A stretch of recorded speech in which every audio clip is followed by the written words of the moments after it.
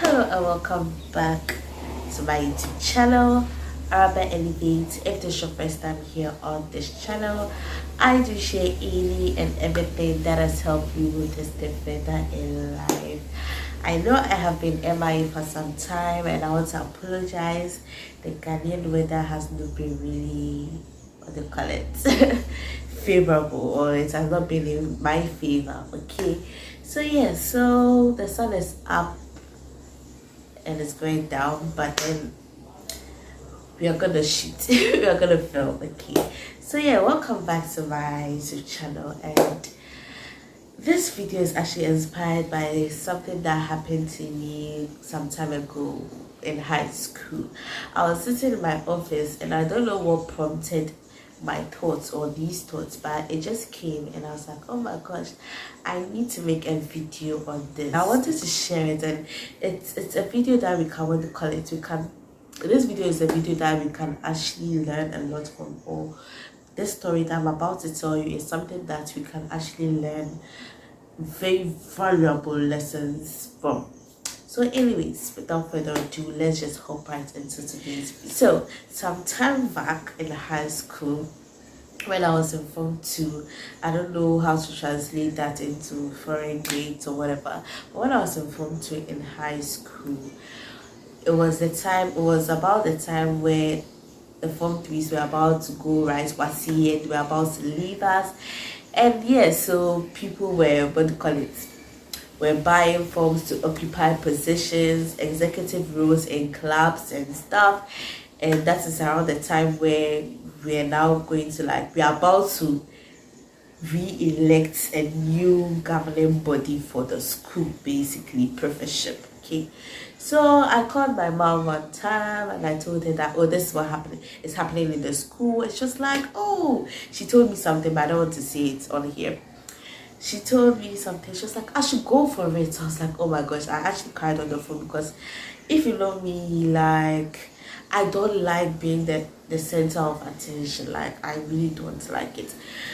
I made this channel, I put in my mind that I'm gonna make a YouTube channel a long time ago, and it took me a long time before I was able to post videos. And it's like, okay, mama, what are you trying to say? I actually, like, I was in tears. I was like, I don't think I can do this. She was like, I should just try it. What's the worst that can happen? Okay, then I was like, okay, so what position should I go for? So in my mind, I'm going for a professorship position, and what do you call it, to be elected or be selected or whatever as, what do you call it, an executive for other clubs that I was in, such as NABS, Ghana National Association of Business Students, for Cuba Girls, and I did one for Drama and Debating Club. So in high school, I was the vice president for the Ghana National Association of Business Students for my year, I think 2017, 2016, I'm not too sure. And I was the financial secretary for the Drama and Debating Club. Anyways, I was like, okay, so I asked my mom what profession I should go for, profession position I should go for, and she was like, I should try head girl. I was like, are you kidding me? I was like, are you kidding me? Head girl. First of all, if you know me, like, I'm smallish, and you know, being a head girl of a high school is not easy. Like, there are some really disrespectful people that I don't like confrontation. Sorry, my brother came. So the thing is that I wasn't popular in school, and those who wanted to be head girls, see, they started doing some Boskaya work since Form 1. If you know what Boskaya, in the sense, for those who don't understand, the sense that these are people who are actually, like, kissing people's butts and stuff, just so that they prefer to, like, recommend them. Like, they were actively working and putting themselves out there to be, what do you call it, to be voted for. So we knew those people even before the announcement was made. And I was like, see, me, I don't think people will vote for me, blah blah blah. I can't even go, and you know, you have to be, what do you call it, vetted before, like, the short list and stuff. So I was like, oh my gosh.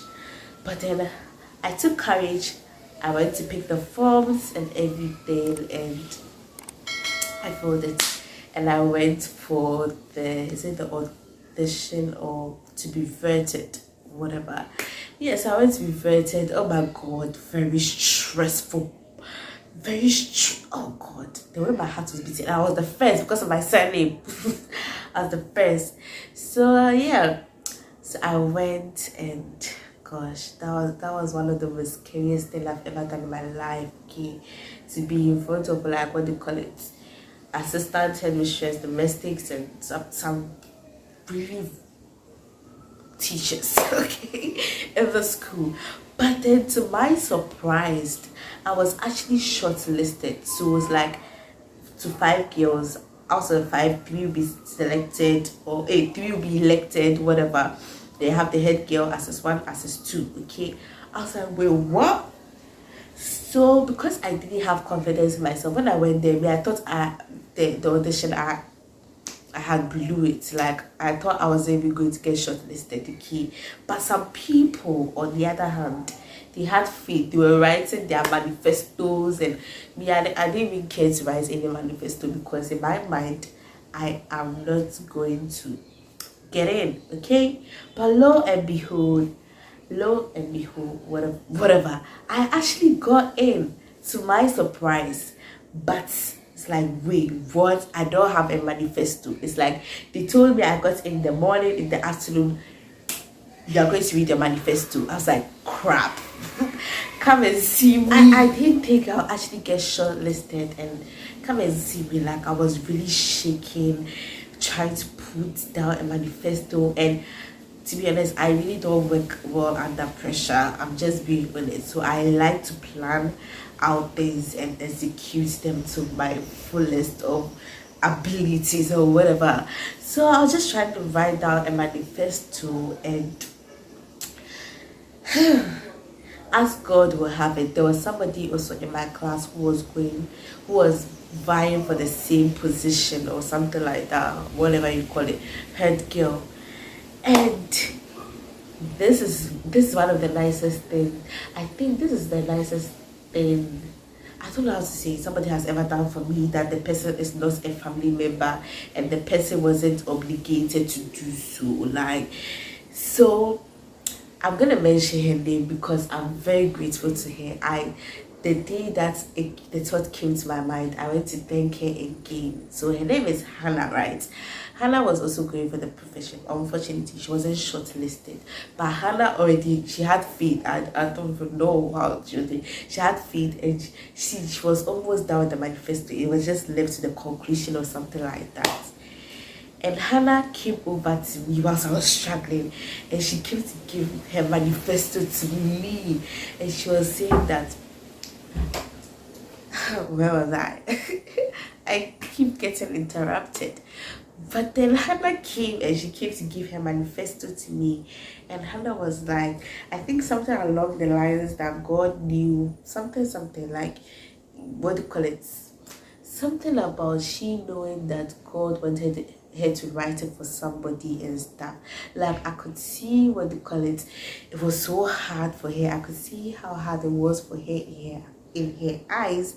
But Hannah gave me her manifesto, and she told me that, what do you call it, I just have to rewrite it on a full scarf sheet, and what do you call it, and just conclude it. And she helped me conclude it, and she helped me get a clear bag, and I went to read my manifesto. That was one of the most scariest things I've ever done in my life. I made a mistake. I don't remember. I don't think you remember if you were there, but it's like, wow. But anyways, what can we basically learn from this short story? So we can take it from 2 angles, okay? The first angle being from Hannah's point of view, okay? See, a lot of us are doing a lot of things, and we think we are doing it for ourselves, but it's because God can trust you. God thinks you're a good steward over certain abilities and certain resources, and it's like there's going to come a time where God is like, okay, you've steward over it very well, now give it to me, I'm going to give it to somebody else. So it's like when you're in that position that you really worked and toiled over your business, over your savings, and God is like, okay, now give it to me, I'm giving it to that person. Would you be able to really give it to the person that God is telling you to give it to, or would you be able to give it out to that organization or whatever it is? Like, so from this story is like, be like Hannah. Okay, I'm sure it was very hard for her because she was also vying for the same position, but then she gave it to me, and to this day I still remember it, and like I will never forget it. I told her I will never forget it. Like, and I pray that there will be a time in the future where I also have something that I can give to her or her kids or whoever is associated with her. So it's like, yeah, from Hannah's point of view, can we be able to let go of certain things that God has entrusted us with? We've stood over it, like that business, that money. Oh my God, I want to save this amount of money this year. And it's like you've been able to do it now. God is like, give it to this person. Would you be able to trust God and give it to that person? Because a lot of us are good stewards over certain things that God actually wants to give to another person, because God knows if he gives it to that person, the person is going to wreck it.